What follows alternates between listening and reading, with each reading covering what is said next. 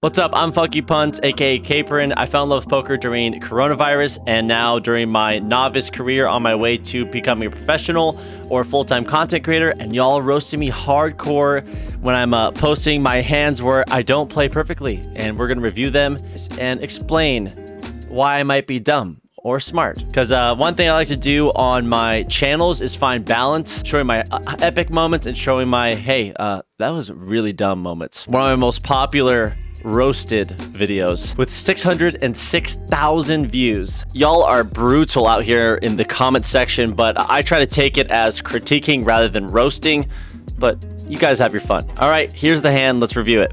Ace King of Spades, one of the best hands of poker. We have multiple lips behind us. We decided to go a little bit bigger and bet $35 in our 2-5 game. We end up getting 1, 2, 3, 4 callers going to this flop. So this game was just call happy. So my goal was to open large, hopefully smash the flop, move forward, and represent larger hands, you know, the nutted hands, the premium hands, such as pocket pairs, but we do just happen to have ace king in this moment. One of my biggest goals when I show up to a brand new table is to really put in the aggression, and if someone decides to fight back, then sort of I'll pull back as well and sort of find the right flow to battle out with that individual. But if people are tighter, I'm trying to be more aggressive and get more folds in. So we're going 4 ways to a flop. Sorry, we're going 5 ways to a flop now. The flop comes 8, 3, 3, 2 clubs. We decided to bet around $40 small since we're going multi-way. I like that sizing, small, multi-way. The button then raises to $100 and then the limper to my right calls. I'm feeling a weak 8 pair and I'm feeling a flush draw to my right, so we're gonna go for a big move and represent all over pairs, and we bet $400. And within 5 seconds, the button goes all in, and I realized I made a big mistake. So ace king, you're like, what are you doing, bro? I like to show up to the table and, you know, on a board like this where we can represent over pairs, and I feel like a button's range is so wide. Yes, in this hand he has such a nutted hand, and the guy to my right calling should be another screaming obvious tell that, like, hey, maybe you're not good with your ace high and maybe raising here won't do much. But we decide to make a move because I've been trying to find more spots like this, and I've been trying to expand and be more comfortable in spots that are uncomfortable as a poker player, so that I can apply them to the right situations. This was not the right situation, so this guy just ripped it all in, and I definitely ran into it. Obviously, it's time to fold our ace high. I've been trying to look for these moments more often and take the opportunity, and we just ran into it. The button's obviously looking really comfortable drinking that beer, and let's see what he has. With over $2,000 in this pot, the button shows pocket eights for a flopped full house, and the guy to my right had ace 3 offsuit for trip 3s. Obviously, I ran into it.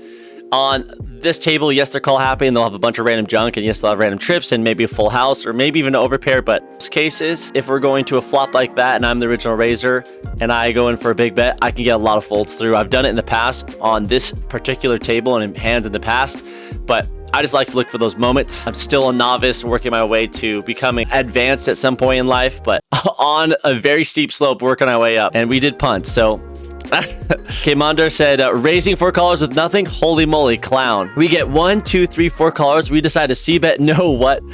Ace king blinds me too, man. Ace king, you can get married to that hand. I've done it a lot in the past, and before and after this hand, I'll just go, sometimes I'll go wild with that hand. But I was trying to make a very special move. I was trying to represent an overpair, or, you know, aces, kings, queens sometimes, etc. And just denying draws on that board too. Yeah, some overpairs, some eights, some, like, you know, ace 8, king 8 suited on the button. I don't know. I was just trying to feel the table out and see where I was at. Obviously, not good. Ouch, just ran to it like a concrete wall, eh? That is the best way to describe that. I try to find opportunity where there's not much opportunity to be given, so appreciate the sympathy, Max. He showed mercy with that all in. I agree, Martinez. I think if you had such a nutted hand there, guys, you just call. Like, it's locked up. You're scared of nothing. Multi-way, I'm gonna let it go next time. But I appreciate you guys. I can feel the love through the screen. Forward to the flop, you have to check there, bro. I do normally check there. I mean, even with the strong hands, you want to have some checking range, but I'm just trying to be in charge of the table, which costs a lot of money now. 5-way to the flop, you c-bet with ace high, c-bet gets raised, and then that raise gets cold called, and you decide it was a good time to 3-bet with ace high. Brilliant, you play this hand brilliantly. Yeah, I mean, that comment just speaks for itself. I don't need to say anything after that. The all-in bet overplayed his hand. He could have sat back and allowed to donate more money to the pot worry-free. Literally, you guys gotta like also learn from your mistakes, but also learn from other people's mistakes while on the felt. Like, I know some people look down their phones. Some people will have like a laptop playing, or every opportunity you're at that felt, there's information to be soaked up like a sponge and to be exploited. Ace King, more like one of the most overplayed hands in poker. Yes, but guys, Ace King is an incredible hand. It is underutilized, older generation of poker players. You play the board, you don't play your hand. This is poker 101. Always play the odds, never plays emotionally, and never bluff. Okay. I'm probably not going to like that one. All good. Oh my gosh, I love this. This is a live tell that's really nice in poker too. People are really straight up. As soon as he leaned back and put his hand on the chair next to him, I knew he had the nuts. Literally, I mean, it wasn't the nuts, but pros would say c-betting there in a multi-way pot is a mistake, but with cool content, GG. On to the next hand, guys. Some background history of me, guys. I own another channel on YouTube called The Funk Bros. My brother and I do like stunt content. I'm not sure. Maybe your kids watch me. Discovered poker during coronavirus, and now I'm just in love with it. So in love with it. We have a straight flush, and our opponent goes all in. My first ever high hand at a casino. We raised it up to $10 at a limp happy table with 9-5 spades. The flop comes jack, 8, 6, all spades. We have the 9 high flush. We continue for $15 and get one card. Yeah. Magic happens. The 7 of spades. Yeah, we get garbage. Get rewarded. Peels. We have the absolute nuts. Now we want to charge and induce a raise from either a king or an ace of spades. So we bet 25. Our opponent calls and the board pairs. Sitting with the nuts, we're trying to get maximum value, so I decide on 90. And he ends up snap ripping it all in, and we can't call any faster. He shows the ace of spades, and I show 9-5 of spades for the straight flush. My first ever caught on camera. I'm so glad to share with you guys. That's $250. That's high hand? How do you guys think I played this? We rake in a gigantic pot, and we win our first ever high hand at a casino. So funny story behind this, guys. This is my first ever high hand for $250, and then a royal flush happened 10 minutes before the timer went out. So we ended up getting downgraded to second place, which is kind of fascinating, just because the odds of that is very, very, very, very unlikely. If you guys want to see more content like this, just subscribe and leave a comment down below, and just let me know what you want to see. I got a lot of stuff cooking up, a lot of series. If you want to join my club, GG, link in bio. It's really simple. Just join up on Telegram, and we'll load you up and start playing. From David Langer. Yeah, that's how it's supposed to go. When I had a straight flush at a cash game, someone else had the higher straight flush. Go figure. Ouch. Yeah, I think one of the most relatable things in poker are bad beats. Obviously, you don't want to listen to someone tell bad beats all the time, but it's good to get off your chest, and I really, really, I want to emphasize that. If you have anybody that's close to you and you're tilting, bro, just talking about that bad beat and getting off your chest is so optimal for your game. I've punted so much just by, you know, trying to keep it in and not show like any sort of tilt. Like, take a breather, go for a walk, call someone you love, have a laugh with your friend, go get a drink of water, go take a shit, like whatever helps you like refresh your brain, go do that, because it helps you save money and make better plays. Nothing you did, the hand plays itself. Poker can just be like that sometimes. Sometimes it just plays itself. Sometimes you're in some really tight positions, and this is just something fun to share, because I've only been playing for about 2 years now, and I've only had 2 straight flushes, so catching on camera with you guys was incredible. Love the reactions. Oh my god, yeah, that's so fun.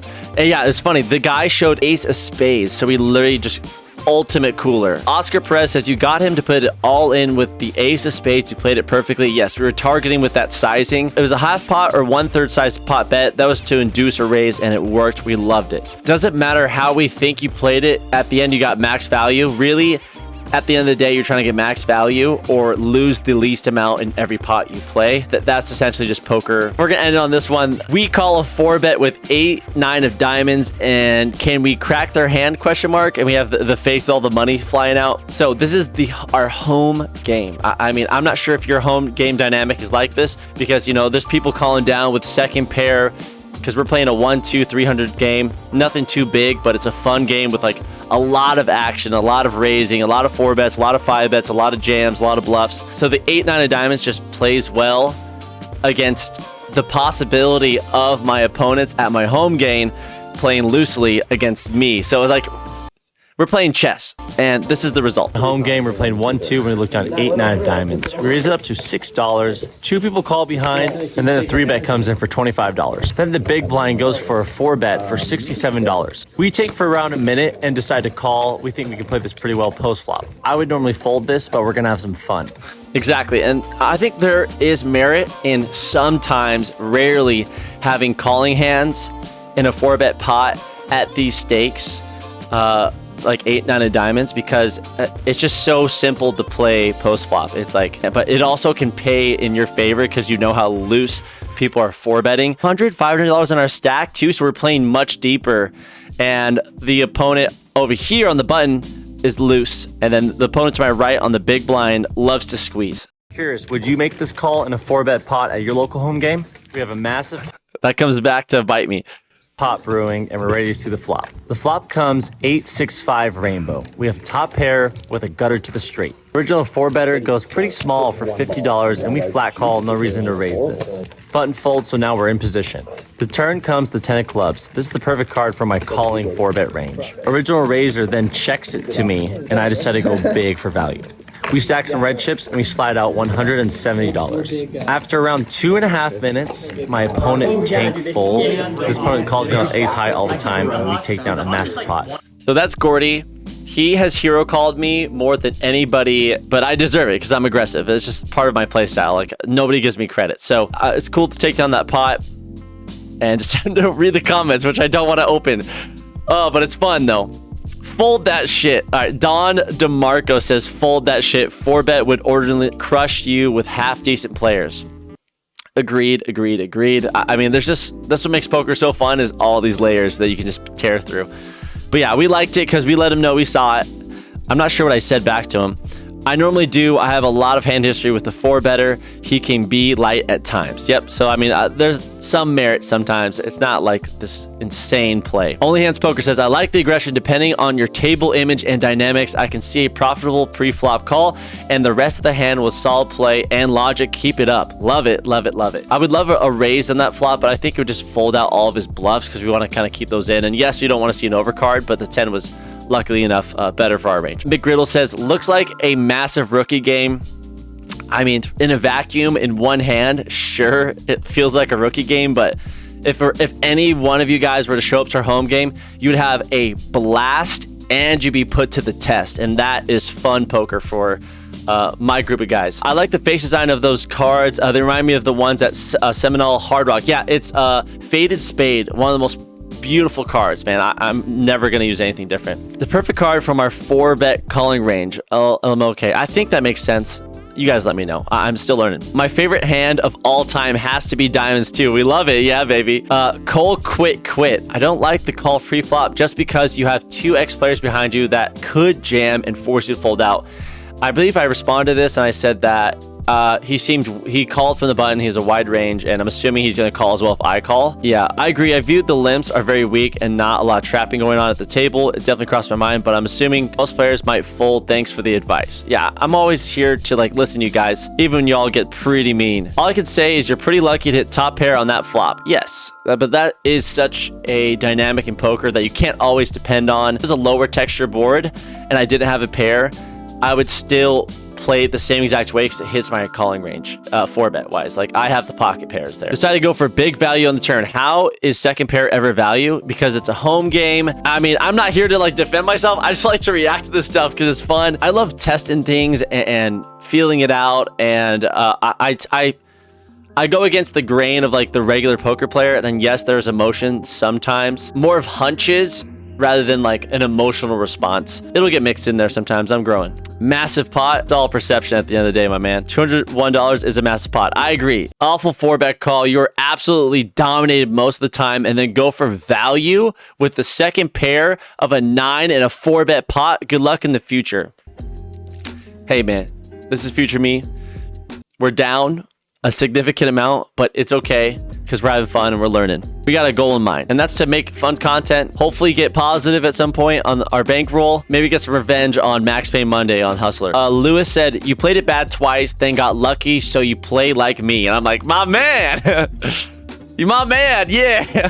Poker is a very relatable game, and it also can be the very opposite, where it's like unrelatable, where some players you just don't understand why they're playing that way. And yeah, I have a lot of inspiration from Mariano and Garrett Adelstein. I'm nothing near them. I don't study as much. I have a very amateur outlook on the whole game, but I love the aggression side of it. I love putting people to the test. All right, to wrap it up, guys, thank you so much for being here on my first YouTube video. I don't know if you guys know this, but I launched a brand with Gil Jack Poker, my cousin. It's called Raise.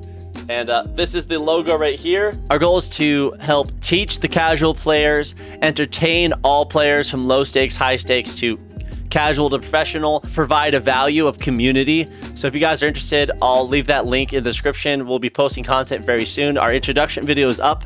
It's like 30 seconds of me and Gil telling you like our goals and stuff, and welcome to the channel. So if y'all want to support, link in the description. And thanks for watching my first ever video on Funkypunts. Good luck on the felt, and let's crush.